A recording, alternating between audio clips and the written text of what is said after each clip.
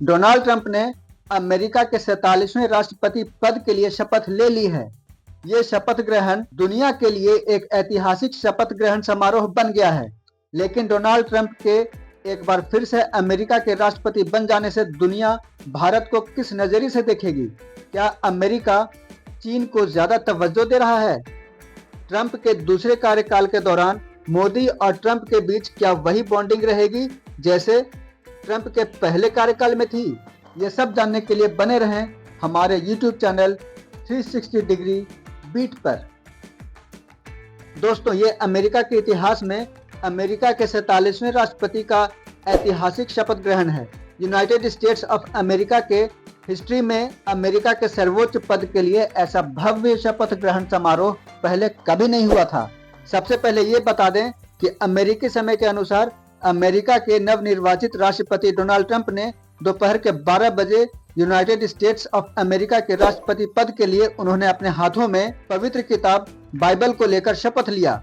यानी कि जिस समय ट्रंप अमेरिका के राष्ट्रपति पद के लिए शपथ ले रहे थे उस समय भारत में रात के 10:30 बज रहे थे, क्योंकि जब भारत में रात का समय होता है तो उसी वक्त अमेरिका में दिन का समय होता है। दोस्तों, आमतौर पर अमेरिकी संसद यानी कैपिटल हिल्स के कैपिटल रोटंडा के बाहर राष्ट्रपति के शपथ लेने की परंपरा रही है, जिसमें अमेरिका के ज्यादा से ज्यादा लोग शामिल होते हैं। लेकिन इस बार ज्यादा ठंड और तेज बर्फीली हवाओं के कारण अमेरिका का तापमान -7 डिग्री सेल्सियस हो गया है, जिसके कारण कैपिटल रोटंडा यानी अमेरिकी संसद के अंदर ट्रंप का ये शपथ ग्रहण समारोह करवाया गया।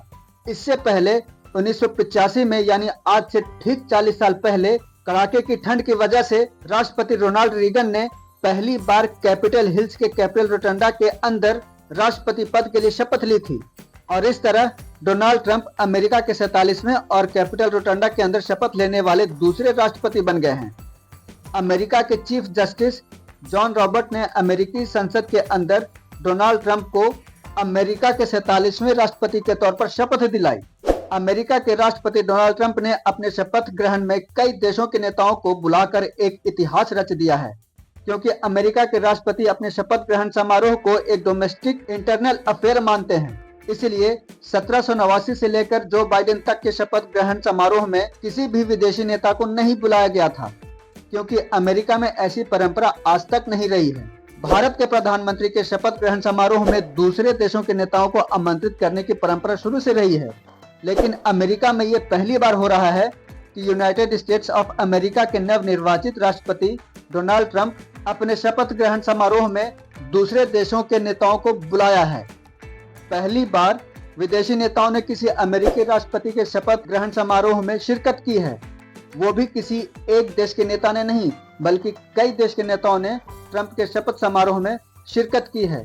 इनमें भारत के विदेश मंत्री डॉक्टर एस जयशंकर, जापान के विदेश मंत्री ताकेशी इवाया, इटली के प्रधानमंत्री जियोर्जियो मेलोनी, अर्जेंटीना के राष्ट्रपति जेवियर माइली, चीन के वाइस प्रेसिडेंट हान जेंग, सेल्वाडोर के राष्ट्रपति नायब बुकेले सहित कई देशों के नेता ट्रंप के शपथ ग्रहण समारोह में शामिल हुए।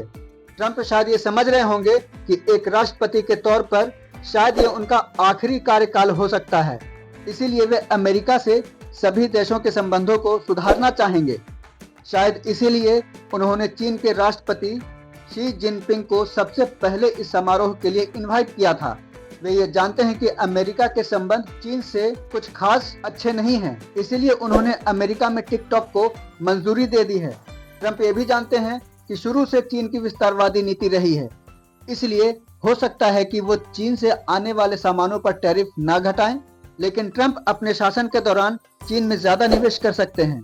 इससे अमेरिका में जॉब अपॉर्चुनिटीज बढ़ेंगी और बेरोजगारी कम होगी, यानी अमेरिकी युवाओं को जॉब मिलेगा और अमेरिकी युवा अब बेरोजगार नहीं रहेंगे। इसलिए वो चीन को अमेरिका पर बिल्कुल भी हावी नहीं होने देंगे।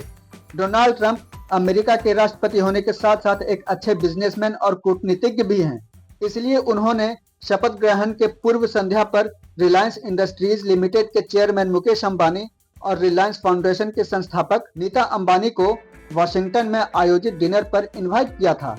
इस डिनर पार्टी में दुनिया के कई बड़े बड़े शख्सियत ने शिरकत की थी, जिसमें दुनिया भर के बड़े बड़े बिजनेसमैन बड़े राजनीतिक भूमिका निभाने वाले शख्सियत, इसके अलावा अलग अलग क्षेत्रों में बड़ी भूमिका निभाने वाले लोगों ने शिरकत की, जिसमें मुकेश अंबानी और नीता अंबानी की ट्रंप के साथ की तस्वीर बेहद खास है।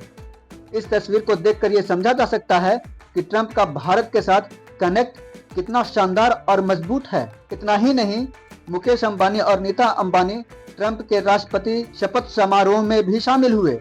साथ ही भारत के विदेश मंत्री डॉक्टर एस जयशंकर भी इस शपथ समारोह में शामिल हुए। इस समारोह में सबसे खास बात ये रही कि भारत के विदेश मंत्री डॉक्टर एस जयशंकर को फ्रंट रो में सीट मिली, जबकि बाकी कई देशों के विदेश मंत्री को उनके पीछे वाली रो में सीट पर बिठाया गया। यूएसए ने एक इम्पोर्टेंट मैसेज दिया है कि डोनाल्ड ट्रंप के लिए भारत की वही इम्पोर्टेंस है जैसा पिछले कार्यकाल में था, जो ये भी दर्शाता है कि ट्रंप का भारत के साथ मजबूत रिश्ता है। डोनाल्ड ट्रंप शपथ समारोह को लेकर पीएम मोदी ने ट्वीट करके यूएसए के राष्ट्रपति ट्रंप को बधाई दी है। मोदी ने अपने एक्स ट्विटर से ट्वीट किया है, जिसका पहला line congratulations my dear friend है। पीएम मोदी के ट्वीट में ये पहला लाइन ये दर्शाता है कि आज भी ट्रंप और मोदी के बीच गहरी दोस्ती है।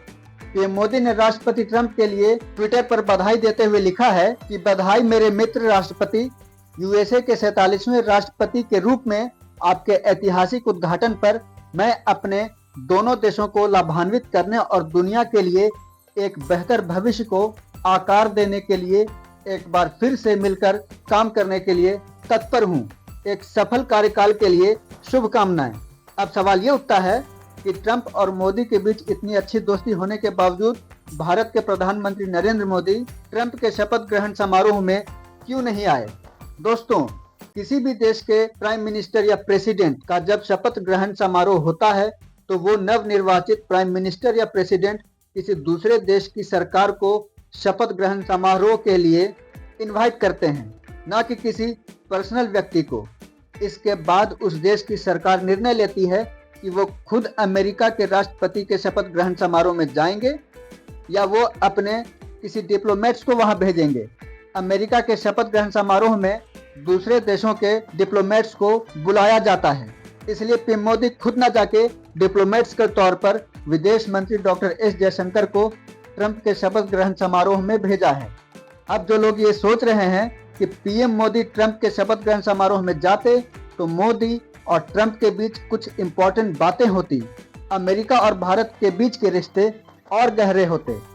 तो समझने वाली बात यह है कि डोनाल्ड ट्रंप के राष्ट्रपति शपथ ग्रहण समारोह में लगभग 20,000 लोगों ने शिरकत की थी, जिसमें कई देशों के नेता, डिप्लोमेट्स और बड़े बड़े बिजनेसमैन आए हुए थे। तो ऐसे में ट्रंप और मोदी के बीच क्या बातें हो सकती थी। वैसे भी अमेरिका के राष्ट्रपति इस साल पहले भारत का दौरा कर सकते हैं, क्योंकि इसी साल भारत क्वाड की बैठक को होस्ट करने जा रहा है, जिसमें राष्ट्रपति ट्रंप हिस्सा लेने भारत आएंगे। उस समय पीएम मोदी और ट्रंप के बीच खुलकर बातें होंगी। दोनों देशों के बीच नए समझौते होंगे, जिसमें दोनों देशों के बीच संबंध और भी गहरे हो सकते हैं। साथ ही क्वाड संगठन को चीन के विस्तारवादी नीतियों के खिलाफ बनाया गया है, जिसमें डोनाल्ड ट्रंप भी आ सकते हैं। इसका मतलब यह है कि ट्रंप का रुख चीन के प्रति आज भी नरम नहीं है। आपको तो याद ही होगा दोस्तों कि ट्रंप के पहले कार्यकाल के दौरान जब वे राष्ट्रपति थे तो ट्विटर ने उनका ट्विटर अकाउंट परमानेंटली सस्पेंड कर दिया था, जबकि वे सबसे ज्यादा ट्विटर को ही यूज किया करते थे। ट्विटर ने यह कहते हुए ट्रंप का ट्विटर अकाउंट सस्पेंड कर दिया था कि आप एक राइट विंग के नेता हैं। राइट विंग के किसी भी समर्थक के ट्विटर अकाउंट को एक्टिव नहीं रहने दिया जा सकता, जबकि लेफ्ट विंग के सभी समर्थक का ट्विटर अकाउंट एक्टिव रहेगा। उस समय ये दुनिया की सबसे बड़ी घटनाओं में से एक थी, जिसके बाद एलोन मस्क ने ट्विटर को खरीद लिया और सबसे पहले डोनाल्ड ट्रंप के ट्विटर अकाउंट को एक्टिव कर दिया। ट्रंप के दूसरी बार राष्ट्रपति बनने के बाद एलोन मस्क ने अपने ट्विटर पर ट्रंप के लिए ट्वीट किया है, the return of king. Elon Musk का ये ट्वीट बहुत कुछ बयां कर जाता है दोस्तों।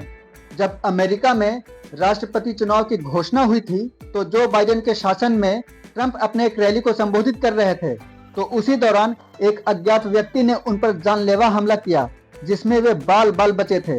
डोनाल्ड ट्रंप ने राष्ट्रपति के शपथ लेने के बाद अपने भाषण में उन्होंने इसका जिक्र किया और कहा कि भगवान ने मुझे बचाया है। और उन्होंने मुझे एक बार फिर से अमेरिका को महान देश बनाने का अवसर दिया है। इस अवसर के लिए मैं भगवान का धन्यवाद देता हूँ। ट्रंप एक राष्ट्रवादी नेता है दोस्तों, इसलिए वे सबसे पहले अमेरिका के हित के लिए काम करेंगे, उसके बाद ही वो किसी और चीजों के लिए सोचेंगे। पिछले 4 सालों के दौरान यूएसए में करोड़ों अवैध अप्रवासी घुस गए हैं, जिससे वहां का क्राइम रेट काफी बढ़ गया है। सिर्फ अमेरिका में ही 30 लाख अवैध अप्रवासी हैं। इसलिए उन्होंने अवैध अप्रवासियों का पहचान करके जल्द से जल्द उन्हें यूएसए से बाहर करने का आदेश सेना को दे दिया है। ट्रंप ने ड्रग्स, क्राइम और माफिया को यूएसए से खत्म करने की बात कही है। साथ ही उन्होंने कुछ देशों के बीच चल रहे युद्ध को खत्म करने की भी बात कही है। उन्होंने ये साफ तौर पर कहा है कि मेरे शासन के दौरान दुनिया के किसी देश के बीच युद्ध नहीं होंगे। अगर आपको ये जानकारी अच्छी लगी हो तो इस वीडियो को लाइक, सब्सक्राइब और शेयर जरूर करें दोस्तों।